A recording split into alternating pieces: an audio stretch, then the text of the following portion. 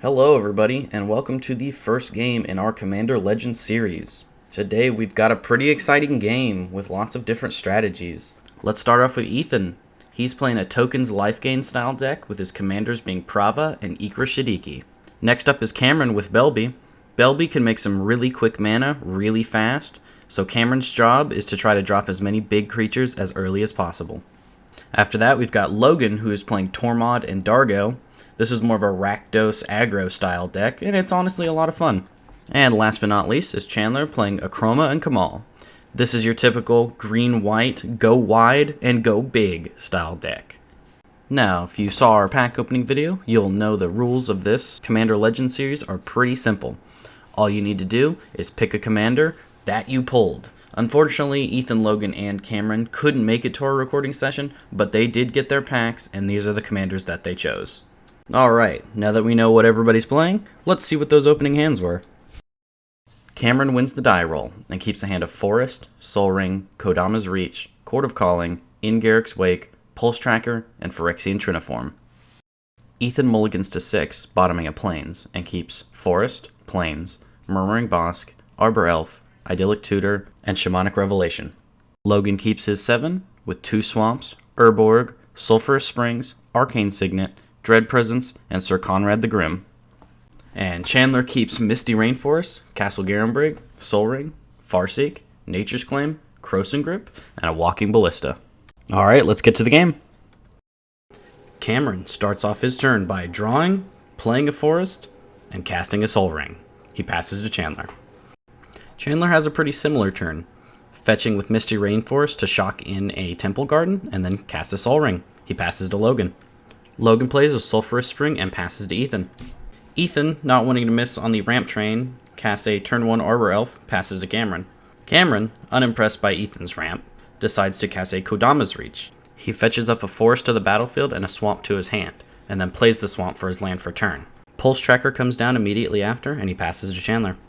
Chandler plays a Castle Garenbrig, which comes in untapped, and then uses Sol Ring in the castle to cast Farseek, searching up a Plains and putting it on the battlefield tapped. He then passes.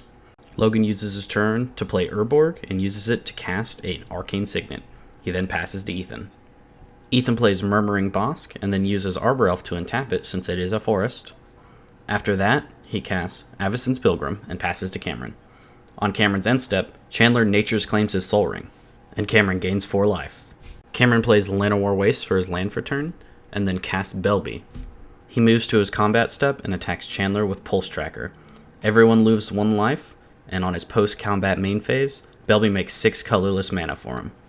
Cameron then taps for 3 green, using Convoke with Belbe, and casts Court of Calling X is equal to 6. He searches his library and finds Ob Nixilis Unshackled. He passes after Ethan cries. Chandler's like pass, Ethan's like away? Yes. Chandler plays a Forest, and then taps for 4, casting Shalai Voice of Plenty. After that, he passes to Logan. Logan cycles Barrenmoor on his end step, and then taps for 4, casting Nyx Lotus. Ethan plays a Plains for turn, and then moves to combat, swinging Avacyn's Pilgrim at Logan. He uses his post-combat mana to cast Arcane Signet. After that, he casts Prava using Arbor Elf to untap a Forest. Cameron starts his turn off by swinging with the Pulse Tracker. Everyone loses 1 life, Logan loses an extra due to combat damage, and he makes 6 mana on his post-combat main phase. Everyone prepares for the worst as Cameron taps for 1 green and casts a Finhorn Elves, and then follows it up with a Phyrexian Triniform. He passes to Chandler after that. Chandler then plays a Marshfletch, which he wisely decides to not crack because of Ob Nixilis. He then moves to combat and swings Shalai at Ethan. He gains 2 colorless on his post-combat main phase, thanks to Cameron's Belbe, and then taps out casting Zetalpa. Logan casts a Dread Presence on his turn. It was actually at this point when we realized we made a mistake. Belbe will only give mana if an opponent of Cameron's lost life. So unfortunately, a lot of us didn't realize that because this was the first time we played any of these decks. Logan plays a Swamp, dealing 2 to Cameron and gaining 2 life. He makes 2 colorless mana, moving to his post-combat main phase, and then taps Nyx Lotus from 1 and casts Worn Power Stone. After that, he passes to Ethan. On his turn, Ethan taps for 5 and casts Shamanic Revelation, and draws 3 cards. And after that, he drops an Exploration for 1. but unfortunately he has no lands to play off of it, nor did he play one this turn. He passes after that. On Cameron's turn, he moves straight to his combat phase, as usual, swings Pulse Tracker at Logan, everyone loses a life, Logan blocks it with Dread Presence, but Cameron still gets his 6 mana from Belbe after combat. Cameron laments that he forgot to swing with Phyrexian Triniform, but puts a counter on Ob Nixilis because Pulse Tracker died. He then taps for 3 and uses Belbe's 6 mana to cast Ingarrick's Wake. 5 creatures die, so Cameron puts 5 more +1/+1 counters on Ob Nixilis, and he passes after that. On his turn, Chandler taps for 2 and casts Sylvan Library. He then forgets that Ob Nixilis has flying and swings Zatalpa at Cameron. Cameron blocks, and luckily for Chandler, Zatalpa is indestructible. Hoping Sylvan Library will dig him further next turn, Chandler passes after that. On his turn, Logan taps for 4 and casts Cryptcast. He then floats 6 mana and casts Sir Conrad the Grim. He uses 1 mana to extort it, everyone loses a life, and he gains 3. He makes 6 mana on his post-combat main phase, and then casts Dargo. He then passes, and then on his turn, Ethan casts Smothering Tithe. With Smothering Tithe out, Ethan hopes to get back into this game, and passes to Cameron. Cameron pays for the Smothering Tithe tax on his turn.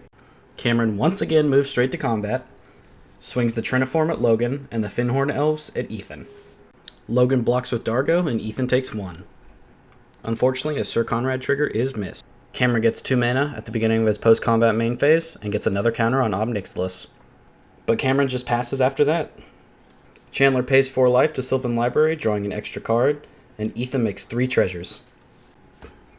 Chandler then plays a Plains and then taps out to cast Akroma. Cameron, who is absolutely terrified of a 9/13 Zatalpa, casts Assassin's Trophy on Akroma before Chandler can start his combat phase. And because of Ob Nixilis, Chandler politely declines to search for a basic. And Ob Nixilis gets another counter. Chandler decides everyone needs to work together to slow Cameron down so he doesn't swing at anyone else. And he passes the turn after that. On Logan's turn, he pays for Ethan's Smothering Tithe tax. He then casts Prismatic Lens and extorts it. He then gets his Belbe mana on his second main and recasts Dargo, extorting once again. Logan then passes, and on his turn, Ethan taps for 4 and casts Felidar Retreat. With nothing else after that, Ethan passes. On his turn, Cameron once again pays for the Tithe tax. Following his ancient tradition, Cameron once again moves straight to the combat step and swings Triniform at Ethan and Ob Nixilis at Logan. Cameron makes 4 mana with Belbe and casts an Endbringer. After that, he passes. Chandler pays no life to Sylvan Library and lets Ethan create 3 more treasure tokens. Chandler casts Council's Judgment, and let's just say the vote was unanimous. What would you like on Nixilis? Ob Nixilis. Ob Nixilis! My hands are tied here.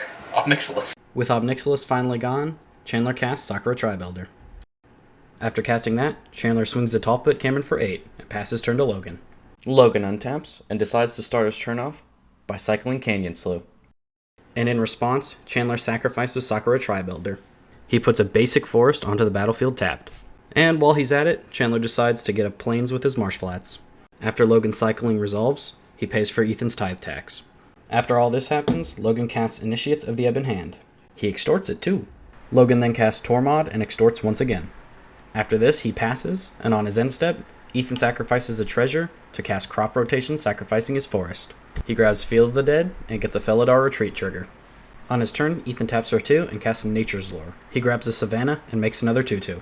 After this, Ethan taps for 3 and casts Idyllic Tutor. He searches and reveals Blind Obedience and then casts it, sacrificing 2 treasures. Ethan then sacrifices his last 3 treasures to cast Vizkopa Guildmage and extort it. He passes after that. On his turn, Cameron does not pay the Tithe tax. He then, as usual, moves straight to combat. Cameron swings the Triniform at Logan again, and Logan blocks with Dargo. Before combat is over, Cameron pings Logan for 1 with Endbringer. And when Dargo dies, everyone takes 1 damage from Sir Conrad. And because of Sir Conrad's trigger, Cameron gets all 6 mana on his second main phase. Cameron floats 1 more mana, and then casts all his dust. Ooh boy. All colored permanents are sacrificed, and everyone takes 9 damage to Sir Conrad. Cameron then recasts Belbe, and passes turn. Chandler doesn't do anything and passes to Logan. Logan decides to recast Tormod for 6 mana. Logan passes to Ethan, and on his turn, he casts Ikra Shidiqi. And then he passes. And on Ethan's end step, Cameron pings Logan for 1 with Endbringer. On Cameron's turn, he plays Bajuka Bog, exiling Logan's graveyard. Logan makes a 2/2 zombie from Tormod. Cameron then sends Triniform at Logan and pings Ethan for 1 with Endbringer. Before combat ends, Chandler casts Swords targeting Belbe, and Cameron gains 2 life. Chandler plays War Room on his turn and passes to Logan. On his turn, Logan casts Viscera Seer and passes turn. On his end step, Cameron pings it with Endbringer, and in response, Logan sacrifices it to itself, scrying 1. He keeps it on the top. Ethan moves to combat and swings Ikra at Logan. Logan takes 3, and Ethan gains 7 due to Ikra's ability. On his second main phase, Ethan makes 2 colorless and plays a Croson Verge. After that, he uses the 2 colorless and taps for 5 more to cast Soul of Eternity. Ethan moves to his end step, and Cameron pings Logan with Endbringer again. On Cameron's turn, Chandler makes a deal with Cameron. If Chandler activates War Room on Cameron's combat step, he won't swing at Chandler this turn. So Cameron swings the Triniform at Logan and pings Ethan for 1 with Endbringer. Chandler then activates War Room before damage and draws a card after losing 2 life. Logan blocks with his 2/2 zombie, so Cameron gets 4 mana.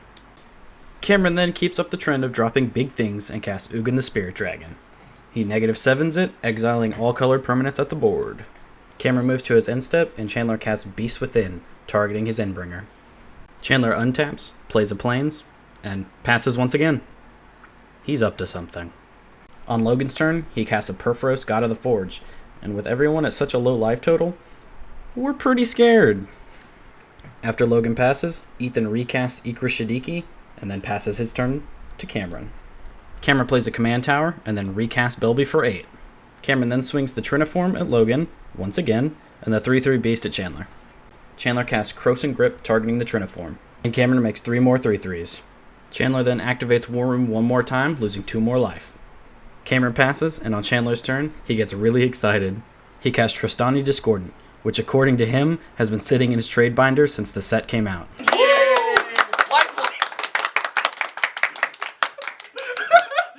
It doesn't really do anything at this point, but a man's just happy to play his jank. He passes after that. Logan on his turn completely taps out to cast Dargo. Everyone takes 2 to Perforos.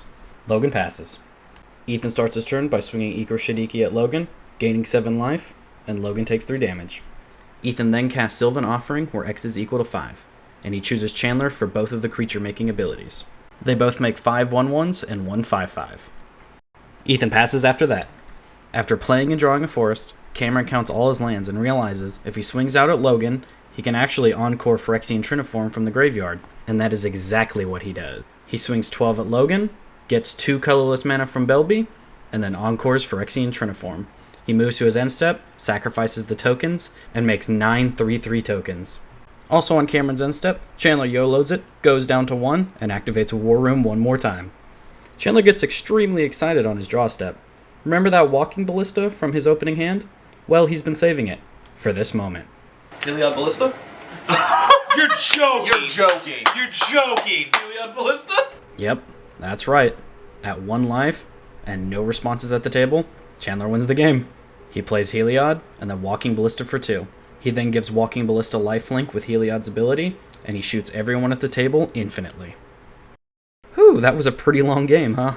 Cameron's Belbe deck had a really fast start and was really powerful throughout the entire video, but Chandler snuck the win at the last second. I hope you all liked this video. If you did, please like and comment. Don't forget to subscribe either. We love feedback from you guys. Hope to catch you in the next video. Have a good one.